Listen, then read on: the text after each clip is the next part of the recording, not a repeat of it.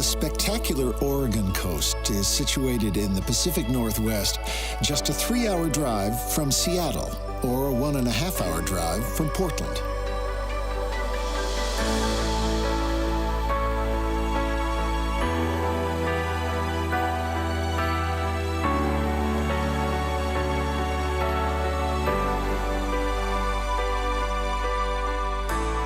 This is a coast where time is measured not in seconds, but by the tides, where years are measured in the fading patina of fishing floats, and centuries by the fall of rocky sea stacks and the rise of redwoods. A visit to the Oregon coast is more than just a trip to the seaside. It's a series of unforgettable moments strung together by one of the USA's great scenic drives, Highway 101. And thanks to visionary legislation enacted in 1967, Oregon's coastline, all 362 miles of it, offers free public access to all. Welcome to the People's Coast.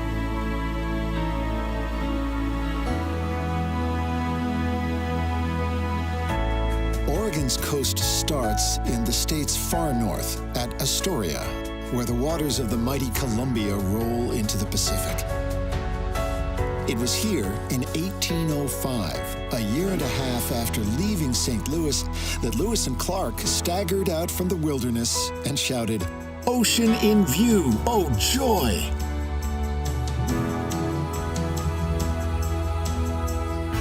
Trek back in time at the Lewis and Clark National Historical Park. Here, a recreation of Fort Clatsop lets you experience the cramped quarters where the expedition hunkered down through a brutal winter before returning east.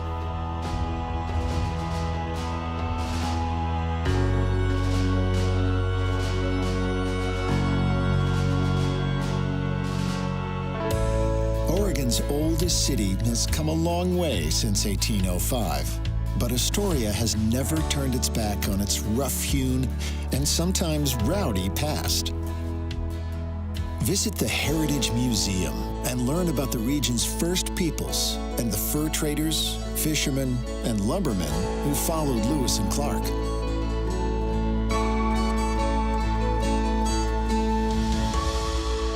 Drop anchor at the Columbia River Maritime Museum, which honors the seafarers and fishermen who braved the Columbia Bar, which earned this stretch of coastline the name the Graveyard of the Pacific.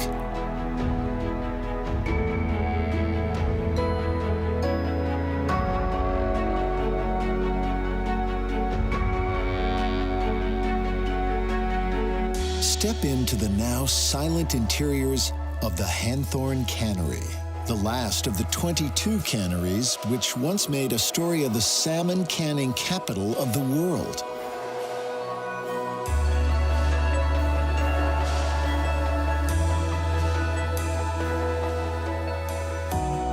But this city is no museum piece trading on past glories.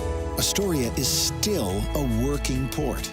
So head down to the Riverwalk, where the jetty pylons of old are reclaimed by time and tide, and freighters slip off to ports unknown. This is where you'll find the true, timeless spirit of Astoria.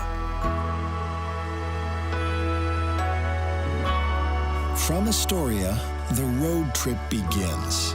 Just a 20-mile drive south is the town of Seaside, which marks the eastern end of the Lewis and Clark Trail. When the railway arrived in the late 1800s, the town boomed, becoming Oregon's first coastal resort. While the beer, menu items, and streetscapes may have changed with the times, Seaside's natural gifts have been a reassuring constant throughout history's ebb and flow.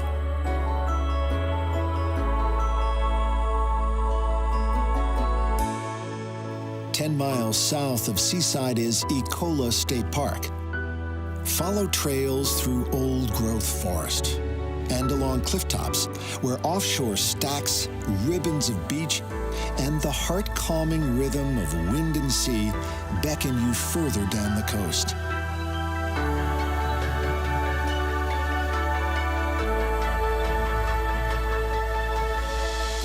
A little further south is the coastal town of Cannon Beach, home to iconic Haystack Rock.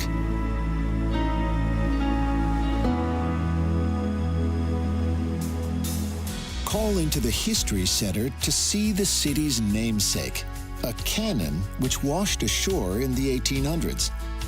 Catch a performance at the local theater, or just wander along the weather-worn perfection of this place where salt lingers in every shingle and every grain of wood.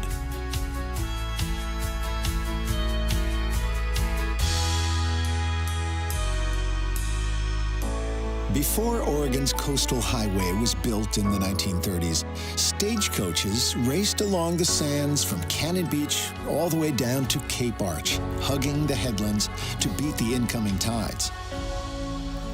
To appreciate the bravery of Oregon's early road builders, follow the highway through Oswald West State Park, where forests tumble toward the Pacific and scenic pullovers offer heart-stopping views down the coast for miles.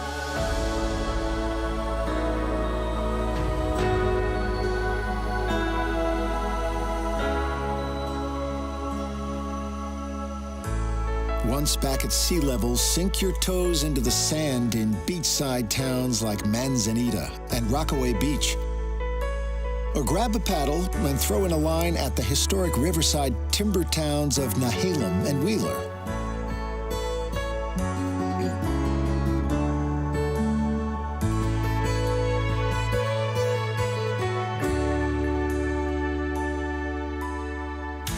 A few miles on, the coast arcs inland around Tillamook Bay to the port of Garibaldi. Take a ride on the scenic railway or just hang out by the docks. This is the kind of place where the best thing to do is relax.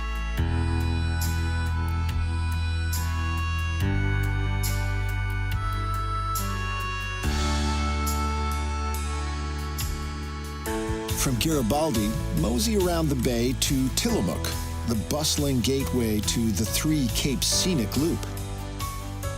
If you're short on time, this 40-mile loop makes for an easy day trip from Portland and is the perfect sampler of all that's special about the Oregon coast.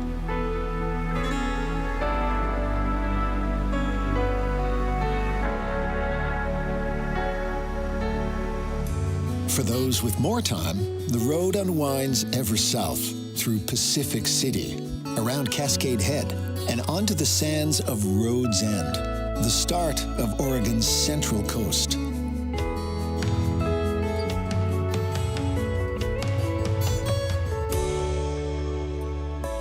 Call into the North Lincoln County Historical Museum, which celebrates the pioneers of old and the early vacationers of the Central Coast.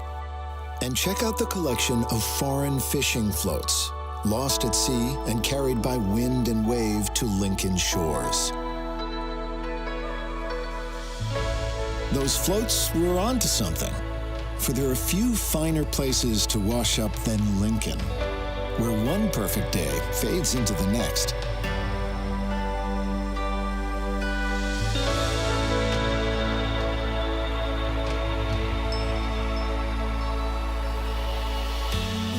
You'll find even more perfection a further 20 minutes down the coast at JBay, where whale watch cruises put out to sea from the world's smallest navigable harbor.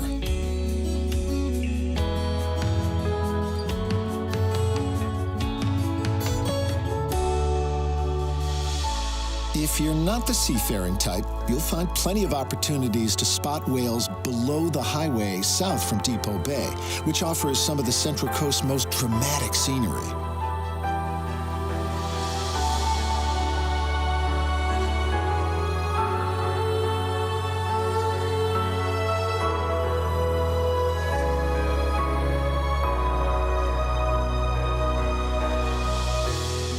After 6 miles of twists and turns, pull over for a breather at the tiny hamlet of Otter Rock and peer into the Devil's Punch Bowl.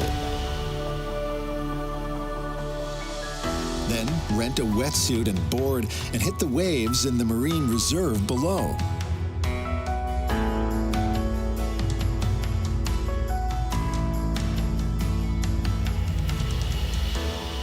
From Otter Rock, the sands stretch away for miles to Yaquina Head, home to the tallest of Oregon's 11 lighthouses. Lose a dreamy hour or 3 exploring the rock pools beneath the lighthouse. And when the tide returns, take to higher ground just down the coast in Newport. Newport is home to miles of sands, 2 lighthouses, a marine research center, and a working bayfront, complete with barking sea lions and circling gulls. If ever there was a city with salt in its veins, surely this is it.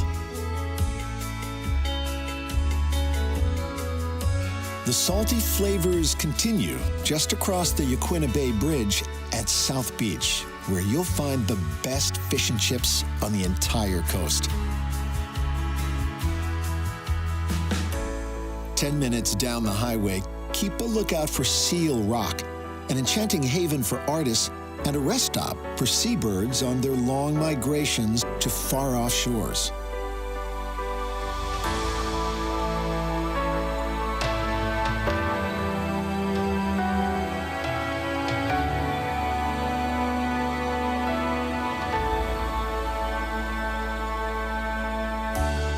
The magic continues in Yachats, a town wedged between the Siaslaw National Forest and the sea. Here, life's challenges are reduced to what flavor ice cream to choose and whether to bait your hook with clam necks or sandworms.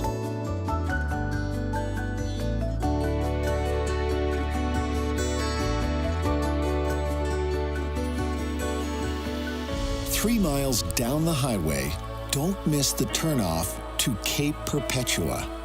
Here, at the highest viewpoint on the Oregon coast accessible by car, take in views that extend 40 miles out to sea.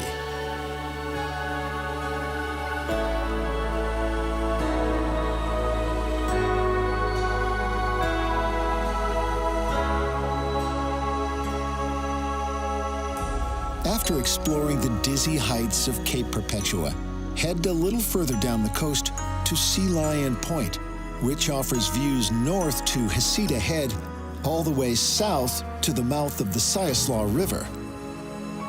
But the main attraction here is the 200-foot elevator ride down into the fascinating and whiffy world of Sea Lion Caves, the largest sea cave system in America.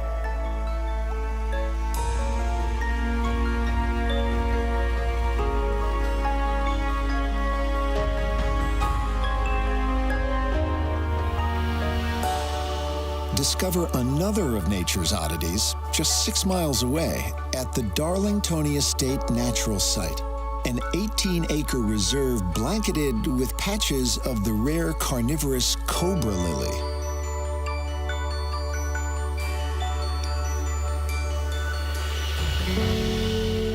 After taking in the dizzying heights, subterranean layers, and primordial wonders of the Central Coast, kick back in Florence, where the living is easy.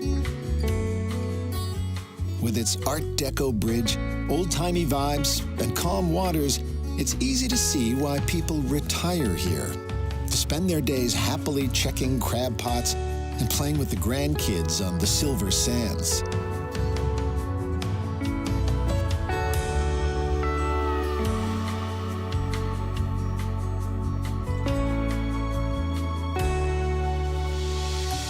From Florence, it's just a 20-mile run down Highway 101 to Reedsport, the gateway to Oregon's southern coast and the Oregon Dunes National Recreation Area.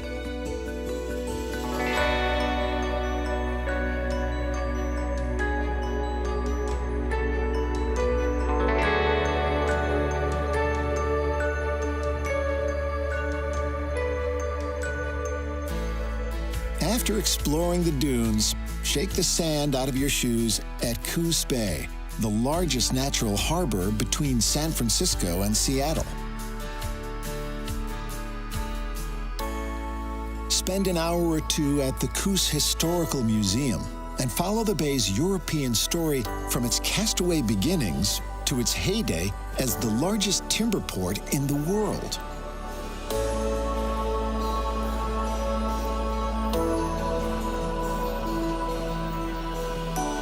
Just a short drive away is the South Slough National Estuarine Research Reserve.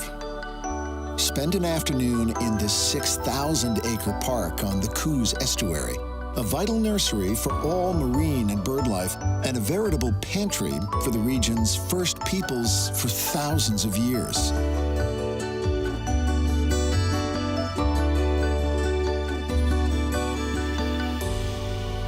Coos Bay is also close to another of the coast's great scenic loops, which takes in a trio of stunning state parks, including Cape Arago, which offers views to seal and sea lion colonies just offshore.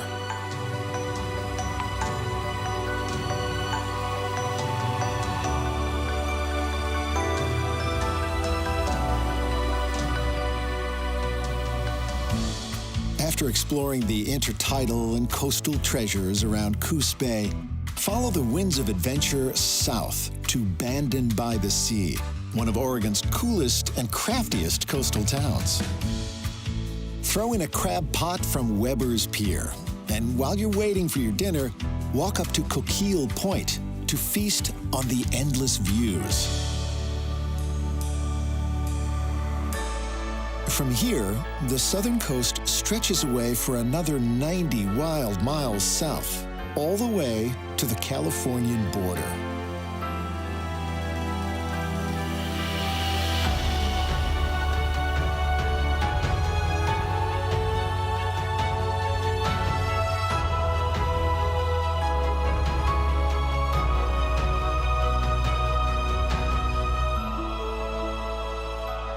Whether you visit just one part of the Oregon coast for a weekend or take a month to explore its entire length, every cove and trail, every wisp of sea mist will greet you like a long-lost friend. For these are your sunsets, and these are your shores. Welcome home to the People's Coast.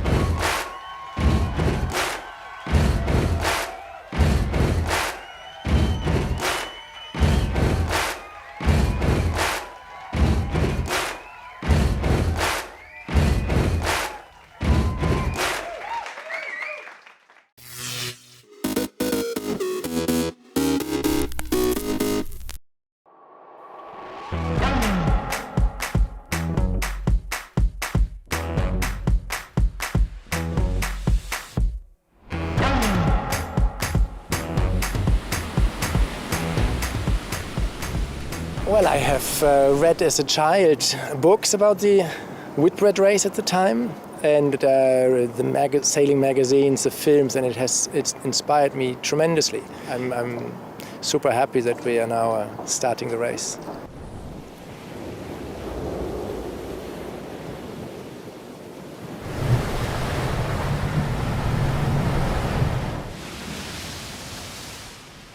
I want this race to become part of the IMOCA class, our sailing raceboat class from the Vendée Globe, and 2026, and then ongoing.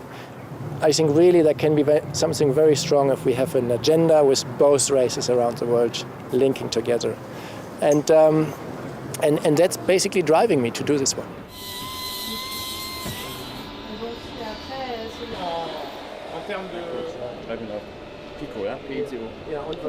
And this is now 2/3 done.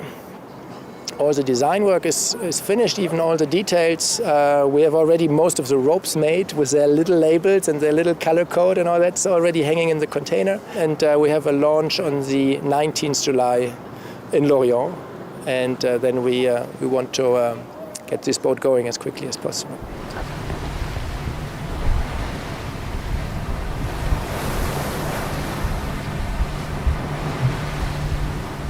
Well, for me, that was a very natural thing. We have already, in the past years or decades on the IMOCAs, we have always been sailing with crews. Even like 15 years ago, there was a Europe race to Istanbul where there were 5 on board. And we had seen last summer that there was the Ocean Race Europe, which went fabulously with 5 people on board, 4 sailors and 1 onboard reporter. And so for me, there was a very positive surprise last summer again to see the feedback from these teams that had done it, and they were very happy with the even reduced space and ergonomy that an IMOCA has compared to a more traditional Volvo 65 boat, which is traditionally for bigger crews. And I therefore don't see any contradiction between both uses.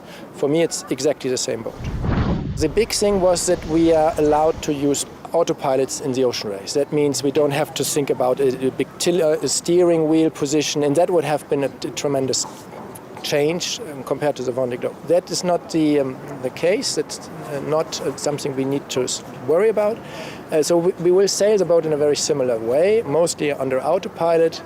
And for the Vendée Globe, I wanted to have a protected cockpit with a lot of windows and view and space to sleep next to the winch, where I have a kind of bench or bunk both sides in the cockpit.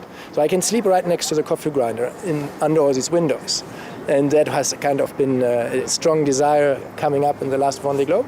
And this is also perfect for crew. Then 2 people can sit on the bench and 1 at the coffee grinder, and there's enough space for everyone. So I'm really looking forward to exploring this. This is the first boat design that I have been involved with. I have been heavily involved. I pushed a lot in one direction to go for a real offshore boat that is more tolerant to sea state and hopefully can go better through big waves and big sea state. So we will not just out of the box see like a flying ultra machine that is faster than anyone else. We will hopefully see a boat that is robust, safe, and that also can take me around the world in the Vendée Globe in the best condition and in the best average speeds in even very difficult sea conditions in the south. So this was the focus for the boat. And on the Ocean Race, maybe you would have put the cursor a little bit more towards an all-round boat, but who knows? We will find out where we stand in the competition, and hopefully, anyway, this is not the last boat we build and not the last Ocean Race we do with the new boat.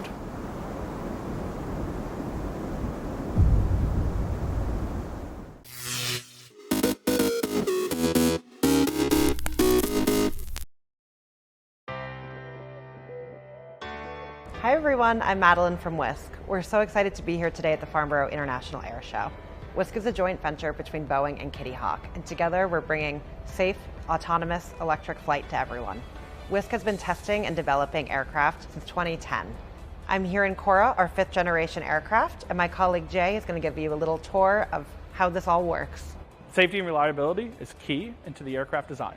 As you can see, we use 12 lift fans to take off, transition to a wing-borne flight, and land. With each fan being independently controlled, it gives us a very stable hover and transition.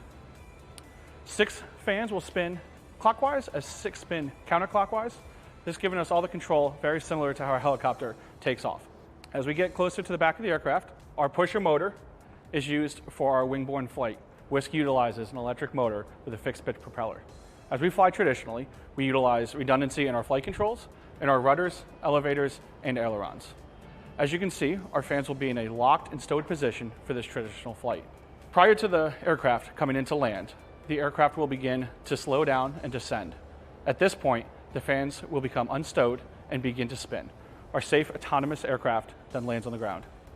To learn more about us, check out whisk.aero and follow us on social media. And to learn more about Boeing's commitment to sustainability, head to boeing.com.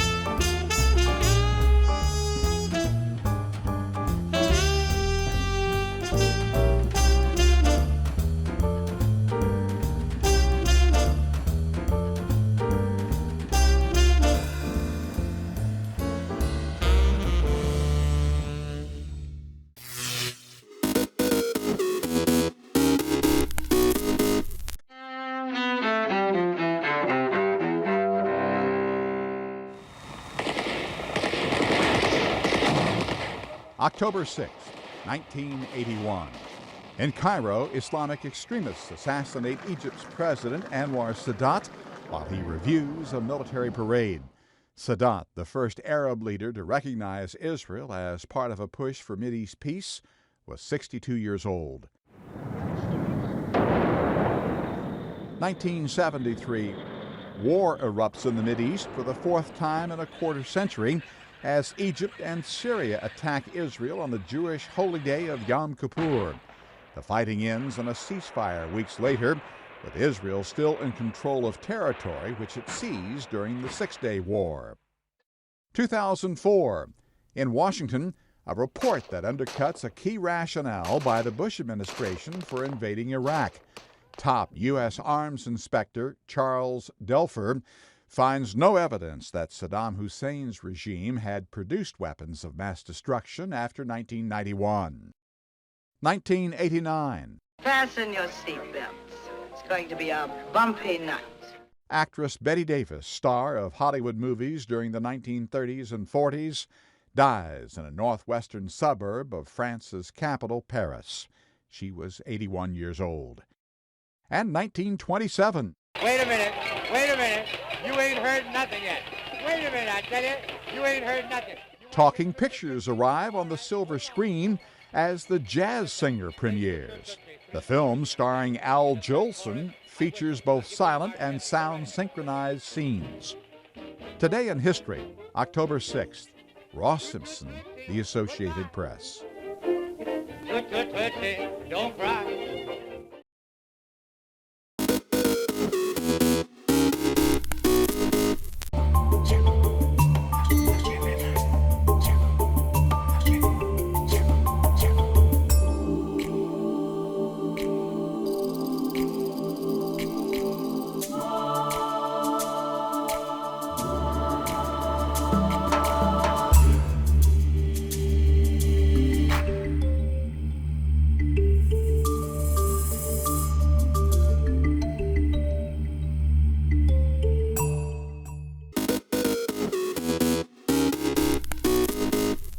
Welcome back in our studio, and in today's news,